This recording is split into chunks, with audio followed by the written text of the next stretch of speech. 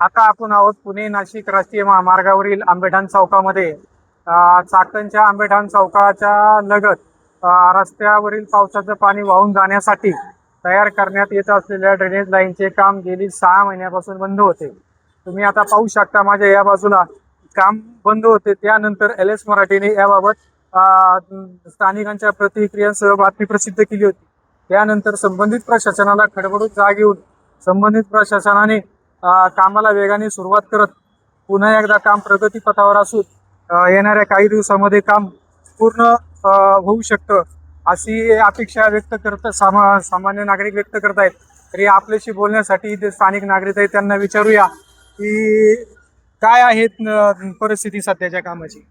नमस्कार, मी रौनक गोरे.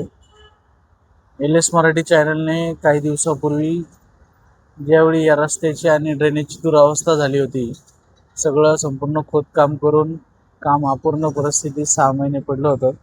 LS मराठीने याबाबतची त्यांच्या चॅनलला बातमी प्रसिद्ध केली असताना नंतर NHAIचे अधिकारी आणि प्रशासन हे खडबडून जागे होऊन यांनी संबंधित ठिकाणावरती येऊन स्थळ पाहणी करून संबंधित ठेकेदाराला तत्काळ काम पूर्ण करून देण्याचे आदेश दिले. आणि त्यानंतर संबंधित ठेकेदारांनी मागच्या आठवडाभरात प्रगतीपथावरती काम पूर्ण करून आता तुम्ही पाहताय की हे काम जे आता चालले, पाईपलाईन त्यांनी पाईप हे सगळे गाडलेले आहेत खाली. आता संबंधित ठिकाणी चेंबरचं काम सुरू आहे आणि रस्त्याचं काम अजून त्यांनी सुरू केलेलं नाही आहे, तरी ते लवकरात लवकर सुरू होईल. आणि हे सुरू करत असताना LS मराठी चॅनलकडून आम्हाला आमच्या ज्या हाकेला प्रतिसाद मिळाला आणि LS मराठी चॅनलने जी बातमी प्रसिद्ध केली याच्यामुळे हे काम आता होतंय.